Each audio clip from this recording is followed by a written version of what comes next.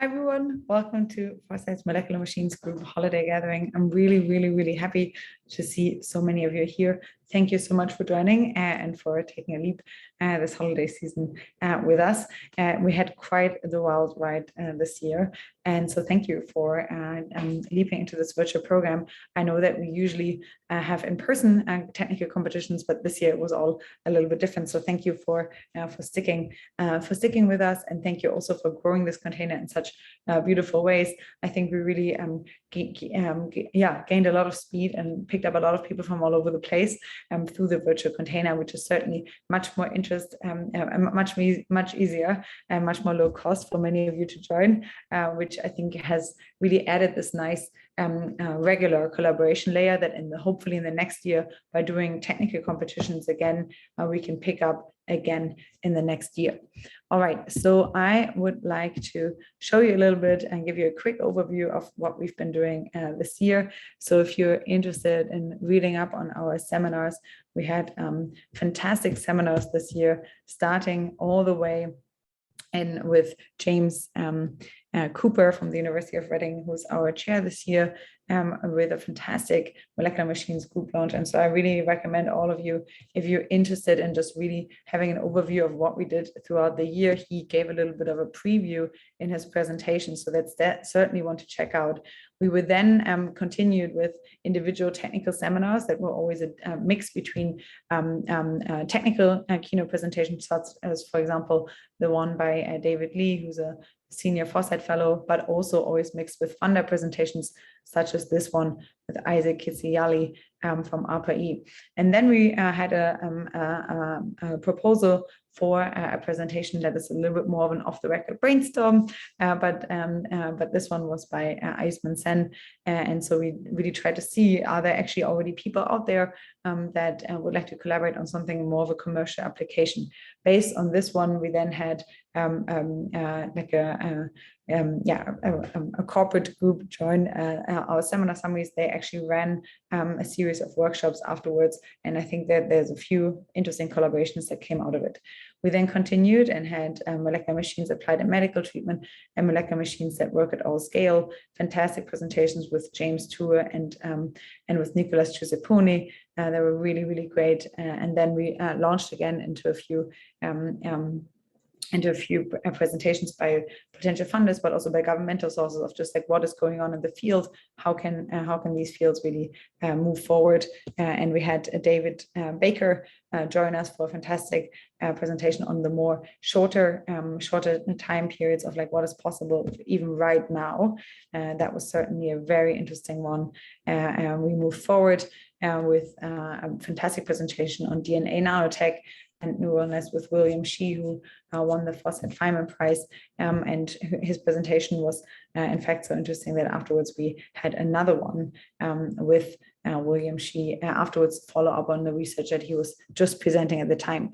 We had another one by the DOE, which was more funding based on what are their programs currently working on, what is it that how people can chime in. We had Linda Sapochak from the NSF joining, and Lee Cronin to speak a little bit on the first program of Turing complete chemical computers, so really binding in lots of work in chemical computing.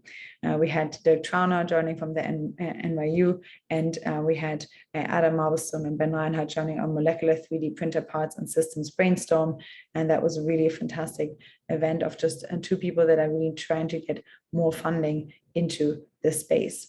We then had Anne-Sophie Dury joining from the University of Liège, and she actually won our Feynman Prize this year. So that was a really fantastic session with her, and many of you afterwards in the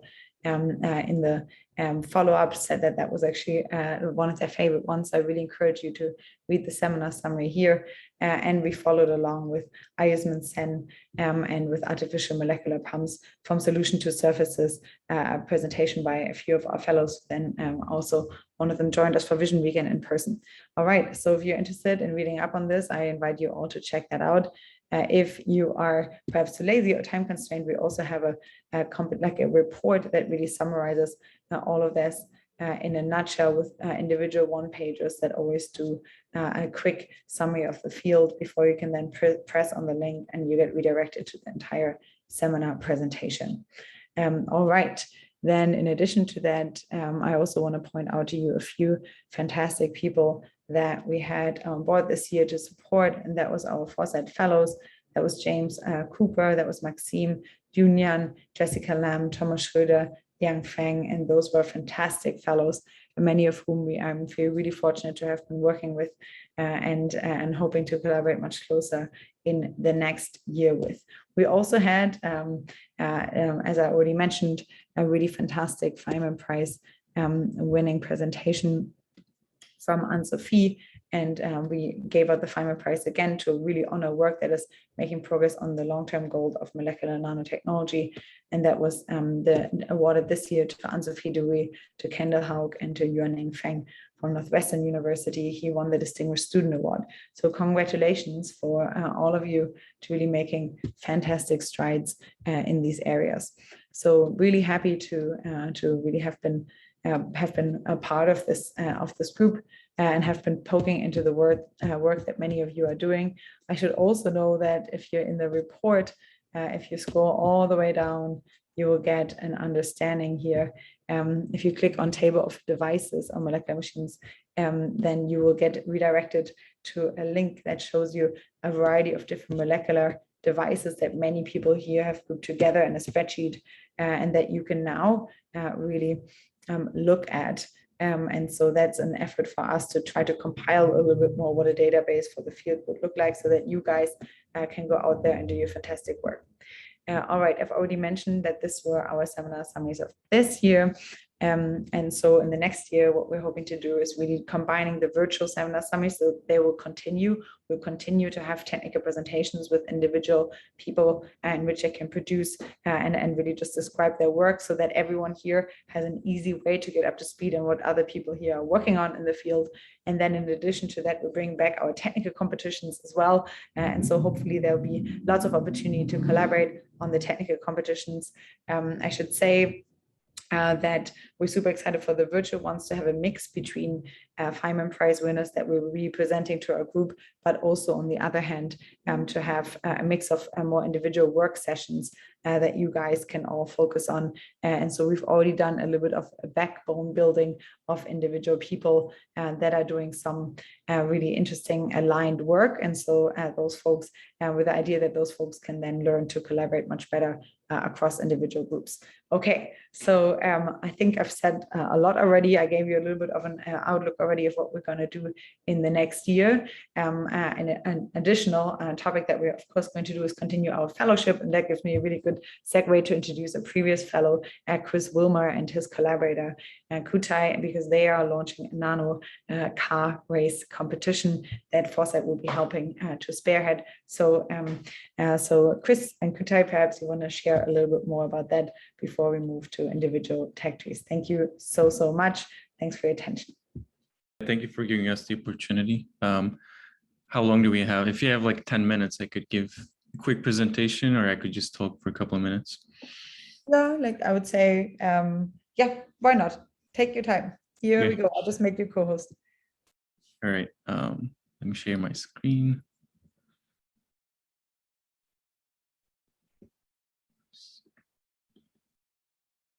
All right.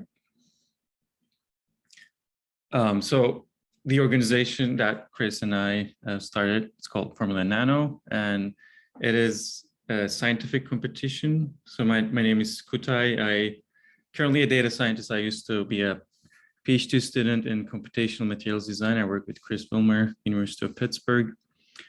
And during my research there, came across these nano machines called nanocars, where they are single molecules.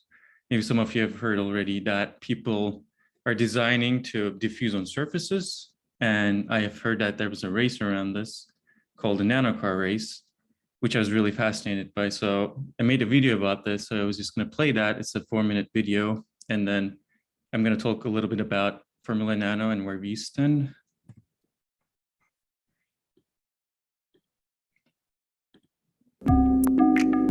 In April 2017, 6 teams of scientists from all over the world came together for the world's smallest car race. teams had to use state-of-the-art electron microscopes to guide their cars on a track 100 times thinner than a strand of hair.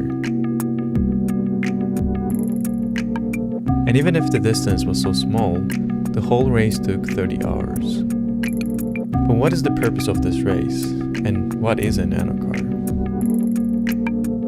My name is Rémi Pavlak, and I was one of the pilots of the Swiss Nano Dragster during the first international nanocar race.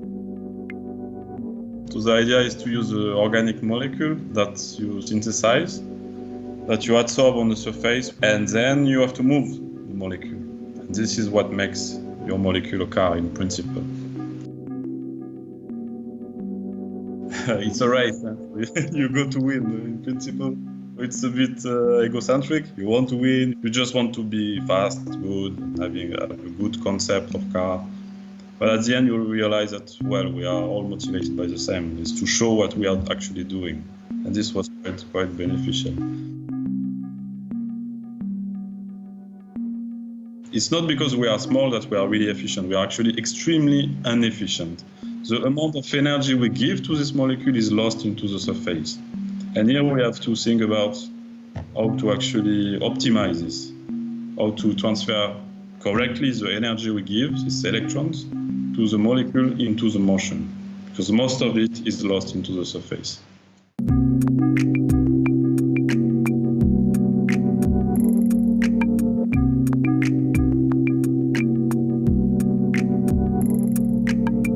Hi, my name is Chris Wilmer, and my research group is the Hypothetical Materials Lab, and we focus on computational studies of different materials.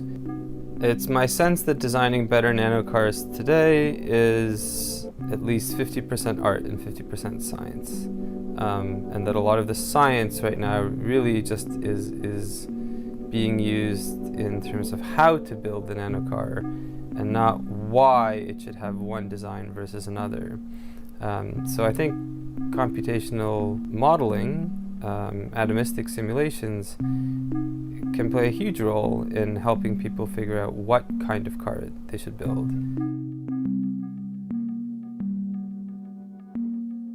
Yeah, I think there are a lot of technologies that when people begin working on them, their utility is not obvious. The invention of the airplane was not only met with skepticism in the form of it can't be done, but there were countless number of people who said that it shouldn't be done or it's pointless to do.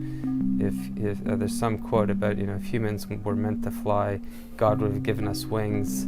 But all that sounds so silly. And I think that, in the far future where we can easily design molecular machines to do useful work for us, no one's going to question that that's silly. And something like organizing a race around a nanocar, I think, creates some focus for people to demonstrate that they can make non-arbitrary changes to small molecules to impart some simple function.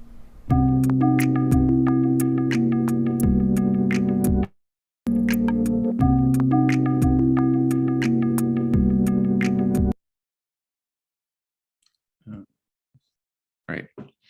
So that was the nanocar race, and inspired by that, we wanted to kind of design molecules using computers and then maybe have a computational race.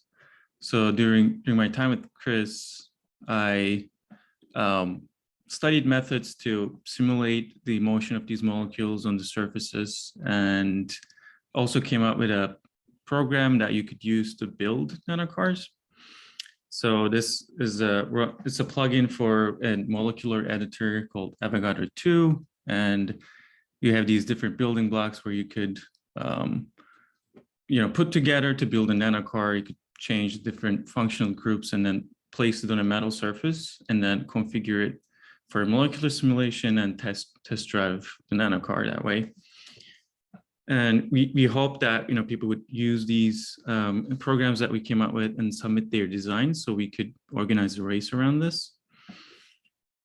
And here is kind of that in action real quick.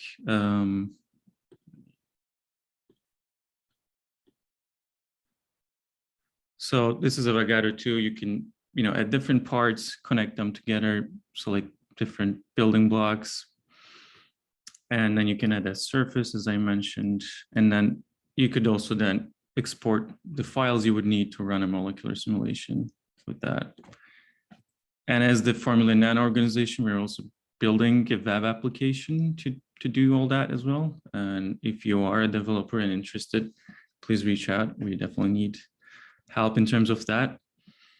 And, we hope that after people submit their designs, we would run these simulations on supercomputers and then analyze the data, visualize it.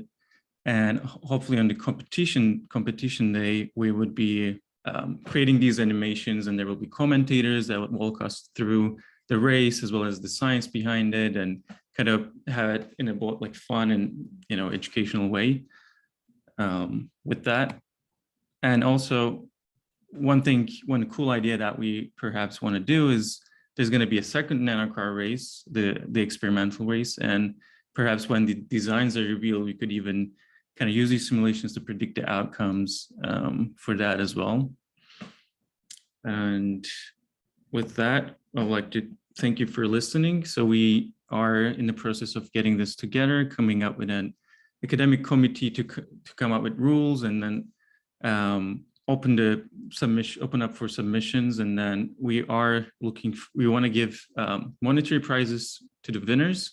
So for that reason, we are looking for funding, and also as well as developer support. And the winner designs will be also in the Foresight NFT gallery. So we're pretty excited about that as well. And thank you for listening. I don't know, Chris, if there was anything you wanted to add, but.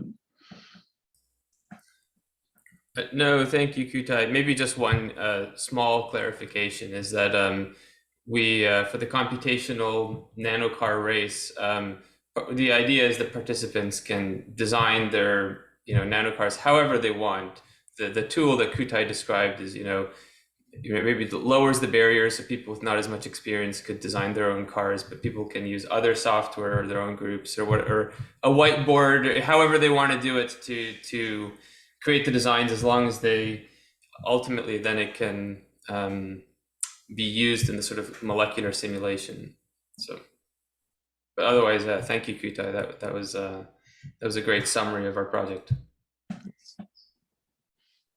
Fantastic. Thank you so much. So I welcome everyone. In case you have questions or comments, Kutai and Chris are still here in the chat. So please reach out to them, and please reach out to me in case you're interested in collaborating on this further. I'm happy to be a point person for this as well.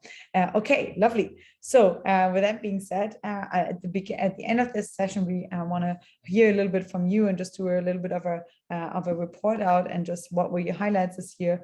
What did you really like? What can we do better? What are your requests for collaboration? Before that, though, we have a really exciting two presentations from one from our Foresight Senior Fellow, Lee Cronin, who's here already, and then afterwards from Stefan, who came on as a 2022 Foresight Fellow. And so to give you a little bit of an introduction to this, so what we've done at Vision Weekend is our annual member gathering by which we gather the group, the molecular machines group, our biotech group, our computing group, and other groups on the same day, and just do a report out of all individual groups. And with the hope that over the years, as we do this more and more often, we can actually grow a little bit of a better interdisciplinary community. And many of your fields, I think, will really touch each other in the next few years. And in order to do that, I think it really helps to think about how do we communicate the work that you guys are doing in a way where it's not only understandable, even in the field of molecular machines, which is already quite disciplinary, but also to other fields, for example, the biotech group or the computing group, which I think, the biotech group are certainly good customers on the long run in terms that they need many of the tools that you guys are developing. And then the our AI groups could potentially really facilitate and build better tools that you guys could use. And so in order to really do that better, and in order to communicate better what it is that you guys are working on, we launched the kind of plot device of a technology tree. And so the technology tree really was there so that the idea was that individual people fill out a slide, a node on the day of the event, with something that they're working on. We would then collect them into technology trees, and then potentially later some funders could incentivize their path through the forest. Why are we doing this? Because I think it's really interesting to just think about what is it that you're working on? What are potential end goals that you personally are excited about? What are capabilities that you could write down in Keynote style, easy enough that others can understand it, easy enough that I can understand it? And what are enabling technologies that you need, maybe that other fields could develop to get you there?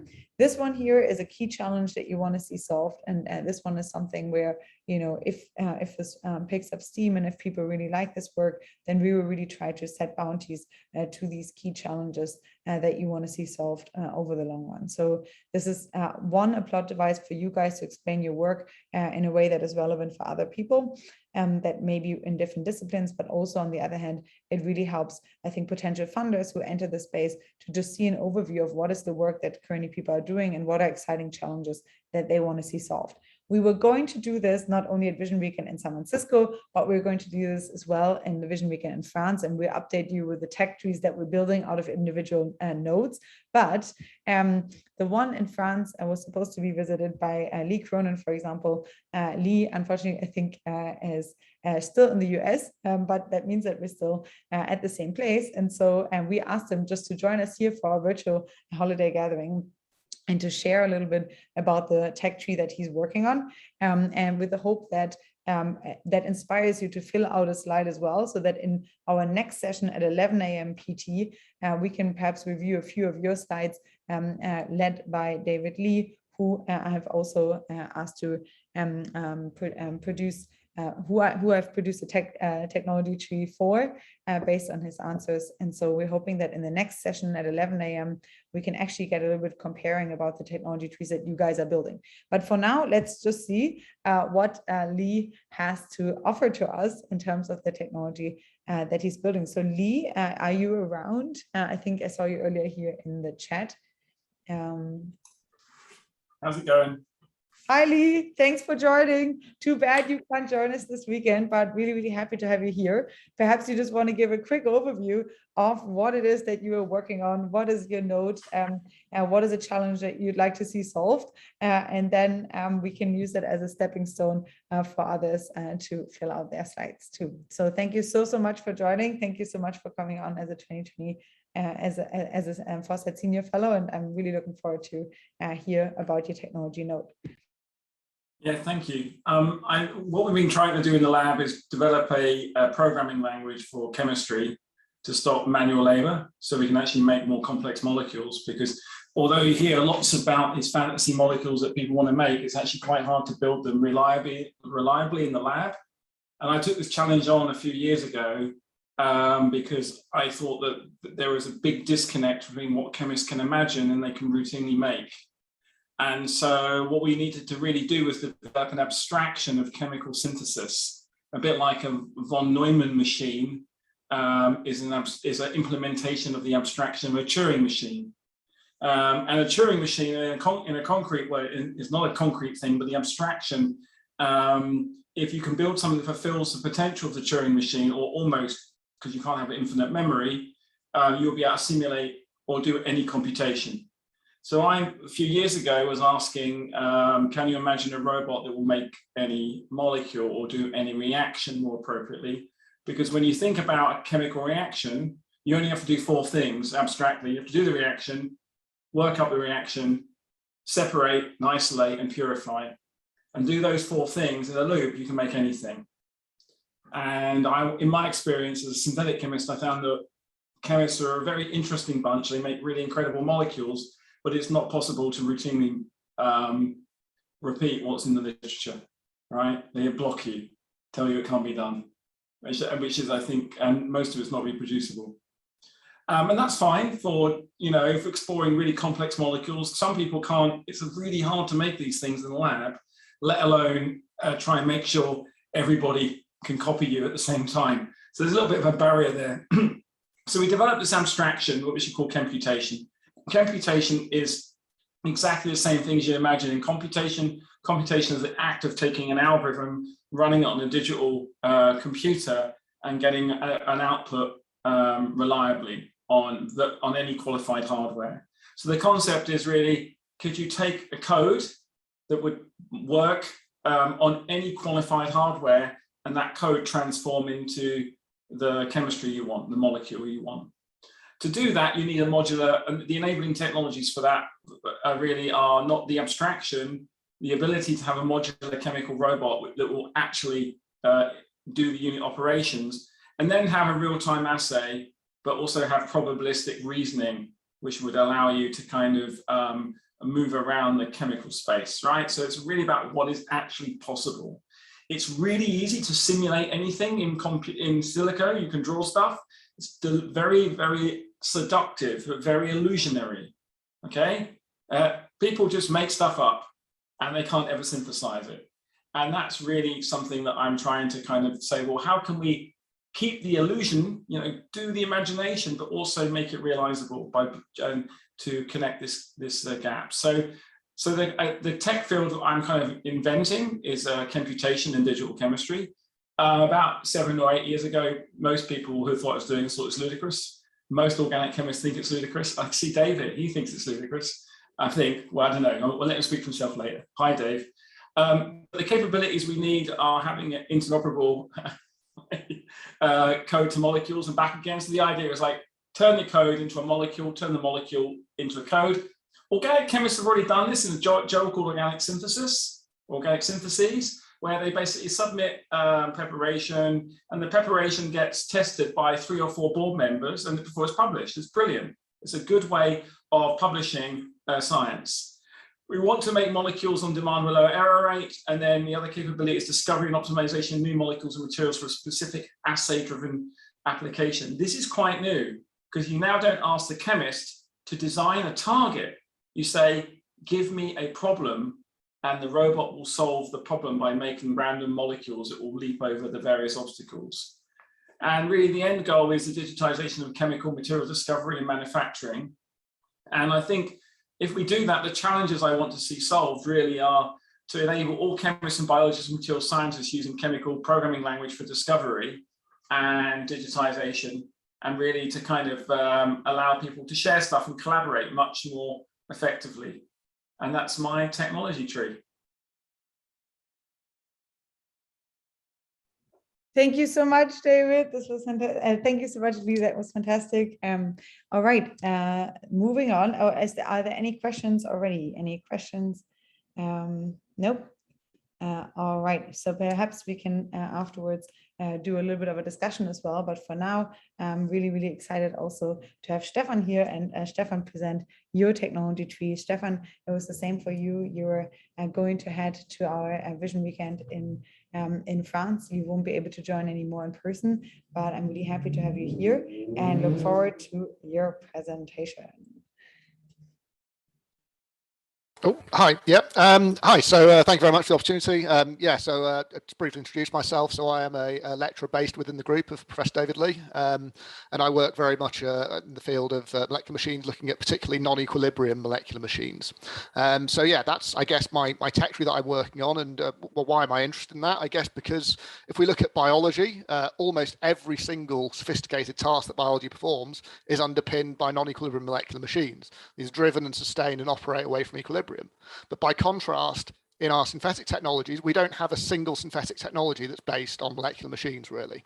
And so this is clearly an exciting area that we can learn from biology and all the functions that it has, and we can start to think about, well, how can we harness this in the future? So I was interested and glad to see sort of Lee talking about this idea of can we get robots to do the synthesis for us, because that, for me, is perhaps the biggest stumbling block. It's very easy for me to draw a molecule that I think, oh, this might have some really interesting functions. It might behave as an interesting motor or pump or something. But then 9 times out of 10, I've got to cross that molecule out because it's simply too difficult or too demanding to go away and actually make that molecule. I guess the biggest enabling technology for me would be if we can have better organic synthesis or more automated organic synthesis. That gives us a lot more time to go and do the more interesting things at the end, which is actually studying these machines.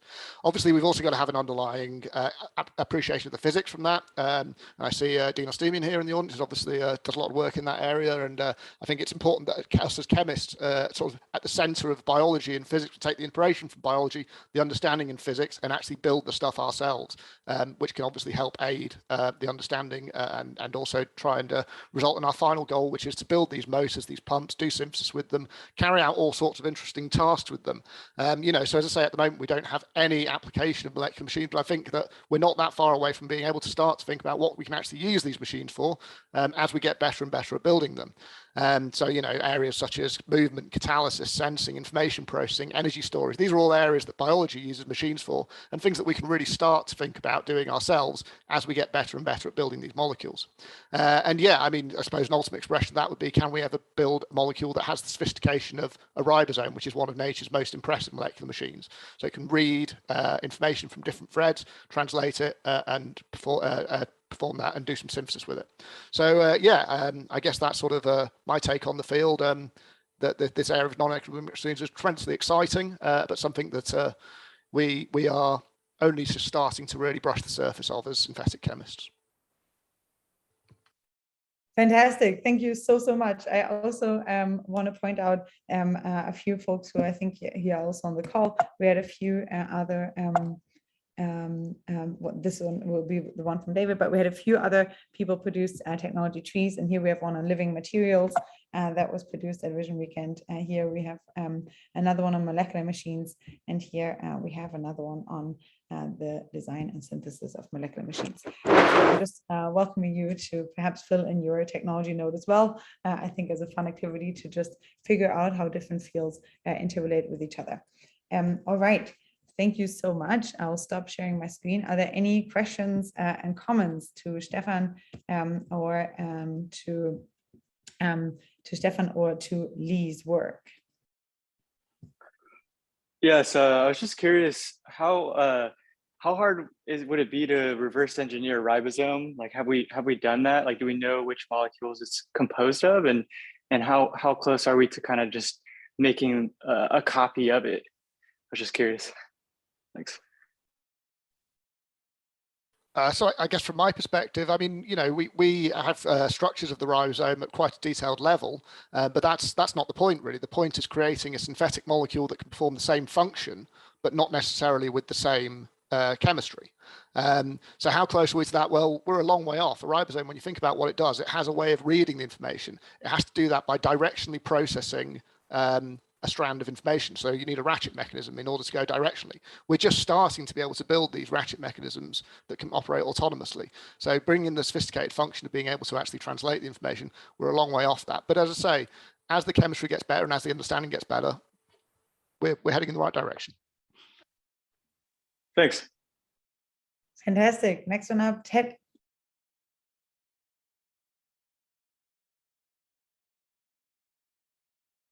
I think you're okay. Got to unmute. Yes, right. Okay, just a moment. So I want to draw your attention to Eric Drexler's talk, which was left off of Allison's summary because probably the summary of it is not ready yet because it just happened. It was November 15th. It was off the record. That's why. Oh, it's off the record. Oh, okay. All right. Oh, that's too bad. Okay. Anyway, it was about using beta solenoid proteins as building blocks. These are proteins that are pretty standardly known. For example, they are anti-ice formation long chains in various organisms that try to protect against freezing. And so they're compact and they have lots and lots of functionality on their surfaces. The idea is to make building blocks out of them and to do kind of carpentry where there's blocks and there's glue and there's nails. And so I think this is a very hot field right here, and simulation could be used to work out how to protect and unprotect parts of the proteins and make them join together. And I think that this is a really good area, and we should also look at it. And I'm very excited about it, in case you haven't noticed that. All right, lovely. Any other questions, comments? This is Steve Vetter. That I've communicated with Eric to ask him if he was thinking that the beta solenoids would be a replacement for diamondoid, or an intermediate to use until we have diamondoid, or actually an enabling technology to get to diamondoid. And he said that his preference was that it was an enabling technology to get to diamondoid. So I think that's an exciting advance in the sense that it could kind of be a, well, stretch an analogy, could kind of be a catalyst to get us to diamondoid. Yes, I picture an entire set of design rules and probably years of building things out of those beta solenoids where we get really good at it, just like we are good at DNA right now. And so the advantage over DNA is that these things are not floppy. They're very stiff, the stiffness of hardwood. So yeah, a stepping stone technology. Yeah, there's a little bit of homework left for the student to get there. Lovely, thank you so much. Okay, we also are really fortunate to have Yuning Feng here, and Yuning won our Foresight Distinguished Student Prize this year. He was also at our event in San Francisco. And so Yuning, I would love to also hear from you the technology tree that you built and any highlights that you'd like to share from this group throughout the year. Yuning, here you go. Yeah, thanks, Alison, for introducing me again. Thank you for recognition for this award again. Yeah, I think some of the people in this Zoom meeting haven't attended the Vision Weekend in San Francisco. I already have a panel discussion about my tech tree, so I'm going to talk about that briefly here. So I think right now in the group and also all over the world, we have some pumping cassette that can operation by chemical fuels and electricity. That's what our group, startup group, and collaborating with Professor Dean Asumi, who is now in the audience. Thankfully, we have a great collaboration for the design of those pumping cassettes, which is extremely well for operating the molecular pumps in our system. And also we have some new result that showing that functional molecule that which is a CBPQ3 ring, or we usually call it blue box, that can be recruited onto and released from the collecting chain. It can be a polyurethane synthesizer on a polymeric chain, or it can be onto a surface, a metal organic surface that we just published a couple of days ago, a new concept, a new category of absorption, namely mechanical absorption. And also we have some tools that use chemical or photo irradiation to trigger the stopper at the end of the collecting chain and cleave off the stopper or cleave off the collecting chain from the surface. And so we can release those ring-shaped molecules back to the solution from the surfaces. So our tech field is all about the design and synthesis of molecular machines, and particularly pumping cassette, utilize the pumping cassette. We recruit molecules from solution to surface by redox cycle quantitatively. And also I need to highlight is that those ring-shaped molecules are away from equilibrium, which are very unique. And eventually we also have the way to release those molecules. We can use those molecules for the drug delivery system as a result. So I'm considering about, as I discussed during the Vision Weekend, what about in general to control, to manipulate those molecules?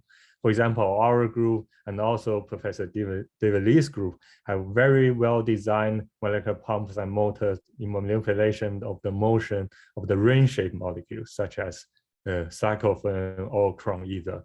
But if we think about a further future, we want to store those fuels, drugs, or catalysts.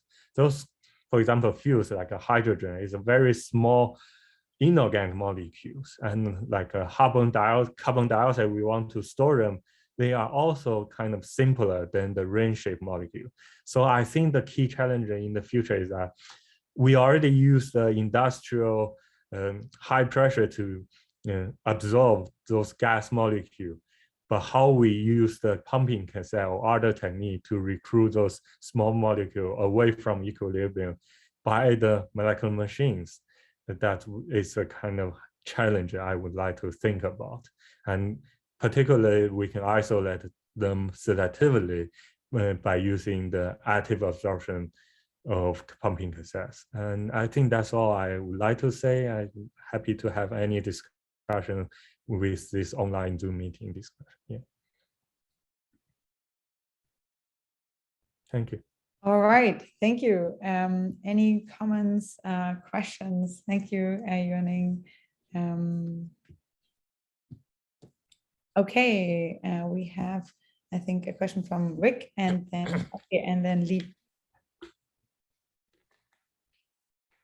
So, I think this, if it isn't, I'm really don't understand what I'm talking about. But in terms of non-equilibrium synthesis and pumping cassettes, have we even reached the point where we can utilize ATP as a driver? In biology? ATP is used to drive lots of different reactions. It's like a general purpose fuel. Can we do that yet? I think you're asking about the driving force of those pumping cassettes. Is it? Yeah. What can you use ATP as a fuel, even though that would be a long way from being able to use like hydrogen and oxygen or electricity, but still it would be something that's semi-solved for us.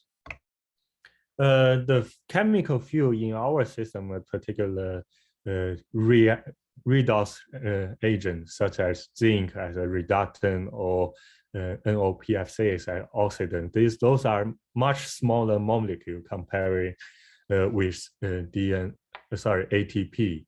And I think ATP can produce redox, but not particularly for our system, because our system is smaller molecular machine than those macromolecules such as DNA or proteins.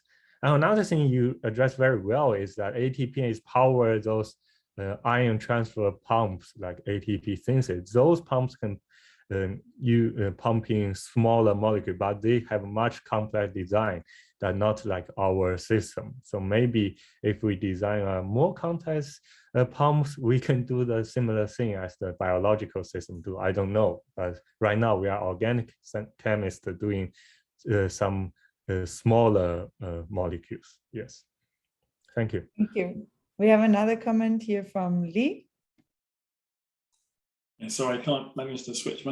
I think this is not just a comment for the last comment, but in general is I think there's a lot of, it's really interesting to work out how we can design machines and complex objects using top-down approaches. And I wonder in general, I mean, we're never going to make a ribosome. That's an insane proposition, right? That's it, because there's too many moving parts, but you will be able to evolve a system and maybe to use a series of kind of fitness functions with some robotic interactions that will kind of use non-deterministic approaches. So I wonder what people think, and particularly to the last comment about, say, these making different cassettes to try and figure out what fitness function you might optimize for, because molecules and molecular interactions use so many non-linear interactions with the environment. That's what evolution gives. You can't ever think to constrain those in. And this is an argument I've long had with Eric Drexler, that you cannot be a nano engineer because you don't have enough control unless you have like a STM tip and you're going to spend like a trillion years moving things around. But chemists can make shortcuts, and there's some beautiful examples that you're discussing there. So is there a middle space, does people think? What?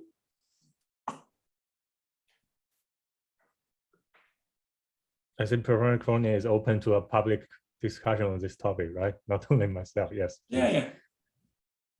I mean, is there a middle space for design, right? How do we get that? Get there? It's not there yet. There's some really incredible chemistry going on in supramolecular chemistry and molecular machine design for a few people here. Is there a way that we can understand how to build objective functions, right, for that discovery of that material? Well, something to ponder. I think Simon had his hand up. Simon, I think this is directly related, correct? Yeah, so I mean, I was just going to comment that first off, I think that the fitness function is kinetic asymmetry. It is, you have to provide a mechanism for gating. And with regard to ATP hydrolysis, if you look at Stefan's work with David Lee, you see, of course, that they have managed to use a different reaction, but it's nothing. It's the conversion of fluoromethoxycarbonyl chloride to dibenzofulvene. It releases almost the same energy under the conditions of their experiments as one hydrolysis of ATP. And it's just chemistry. And so, yes, I think David Lee's group has really mastered the ability to implement catalysis-driven directed motion. And that seems to me to be the key thing that ATP-driven motors and pumps do. Catalysis-driven directed motion. And the essence of that is the kinetic gating provided by the asymmetry of having off rates different. We've definitely mastered nothing, Dean. I can assure you. Well, okay. Yeah, well, we'll never master anything, but you've taken a huge step. Dean, I think you're probably being a little bit simplistic, because that's, I mean, saying I'm just going to optimize one thing is not really how macroscopic systems work, right? You need kinetics versus kinetics and thermodynamics. The fitness function is not a thermodynamic one, it's an informational one. And the space is very large, and the cooperativity is non-trivial. And so whilst at the micro scale, what you're saying is brilliant, understandable, that's not what actually happens. And I wonder if the problem is you're too much of, and I don't take this as a compliment, is that you're too much of an intelligent designer. And what you need is so wouldn't it be great if you could be an intelligent designer of the macro evolution and then allow chemistry to find a way? And that's what and I know those things, what you're saying will become true, but if you try and do it interaction by interaction, you're not going to get very far, I don't think. No, but by designing the energy landscape, I mean, we know that the mechanism of motion for all of these molecular machines is diffusion, at least the ones that are operating in a solution, because that's low Reynolds number motion. And so it can be described in terms of diffusion on a sculpted energy landscape. And the goal of the intelligent designer is to sculpt the energy landscape. And I think that some of the molecular machines that have been created and synthesized are great first steps in that direction. Yeah, I mean, I want to make molecular robots, right? If you want. Yes, but you can't, because there's no inertia. It's very tricky. Gives people the wrong impression. But when you say a robot, do you mean the function that a robot has? I mean a cyber-physical object. Or do you mean the mechanism? I mean something I can program, and I can get it to do different things on different days with different programs. It has to have a state machine running in it. I think that there isn't actually an argument between the two of you on this. I think that what Lee's asking for is, can you do directed evolution on synthetic chemical systems? And Dean is talking about, you need to design the system to start with and then get it to evolve. And this is exactly what happens with people working on artificial enzymes. They use direct.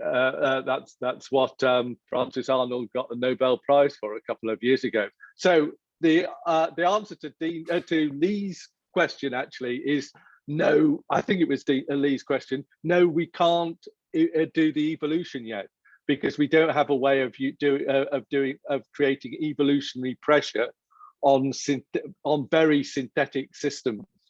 So the ideal thing would be to combine the two concepts that you're both talking about. You have to design the basic systems, or almost certainly based on the concepts that Dean's talking about, in my opinion.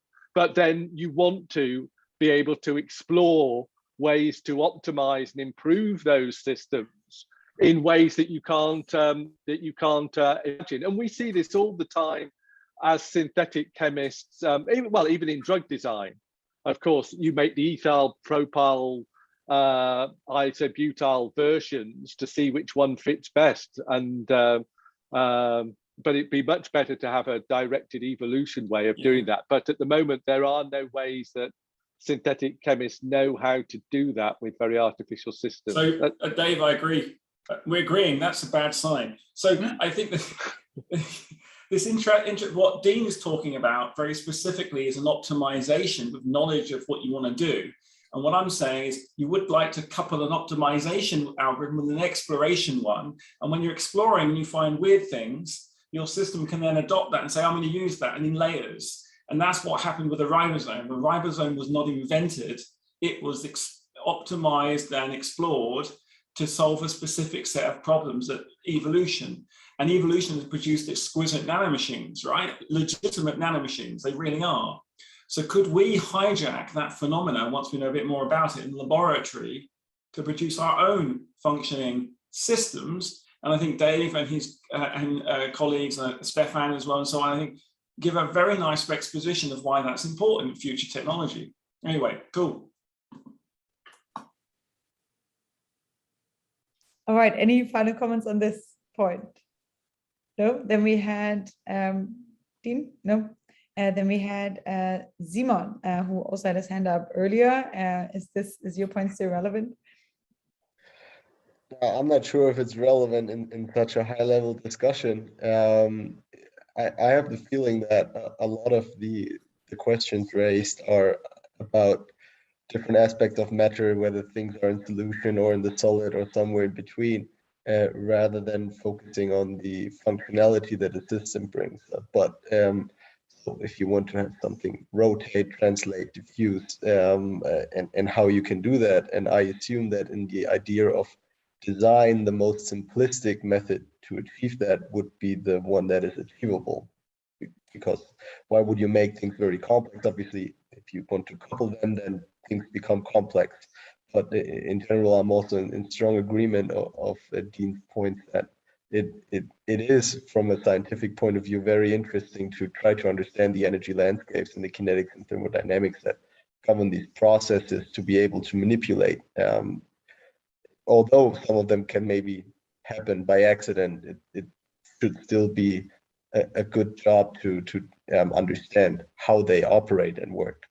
But more than that has already been said, so I don't want to extend the discussion. Any other final comments, questions for this? I think that your point actually raises a broader, very general issue about things such as AI, because AI is obviously we're seeing all the time how powerful that is an approach for optimizing things and finding new things but what it doesn't do is it doesn't tell the once you've got it, you don't know why why the AI system found that. And so our understanding of design changes when you start using that. So at the moment, in the field of molecular machines, people like myself use concepts developed by people like Dean, and we can design those. But the more that AI is going to become involved in the system, not at the moment, because the systems are so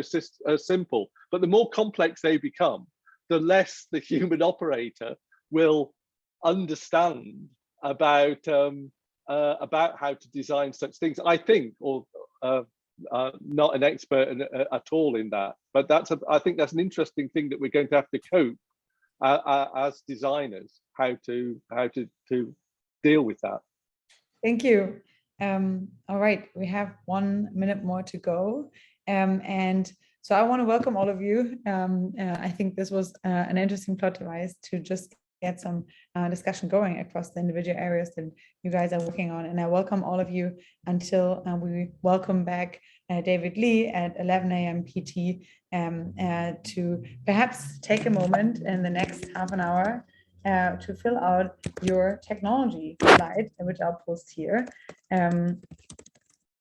And yes, this is a plot device, but if it helps, over the next year, we can use it similar to the seminar summaries to just take notes on your work and to actually have a more visually attractive and visually composing way to interrelate the work that many of you guys are doing, not only in one group, but perhaps ultimately also across groups. So I welcome you all perhaps in the next half an hour until we meet here again at 11 a.m.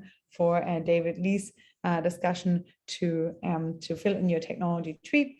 And yeah, until then, I hope you have a lovely break. Allison, can I say something real quick? Dave? There's a lot of work in AI now to in the area of getting the AI system to explain itself. So there is work that direction. We got a long way to go. And again, that is, I think, a good point for really the cross-disciplinarity that I think ultimately we need to get better at. So thank you so much, and I'll see all of you back here in well, now 25 minutes. And until then, if you're interested in joining on Discord, you're welcome to. But thank you so much. Happy holidays, and I can't wait to see many of you back here in half an hour. Bye bye.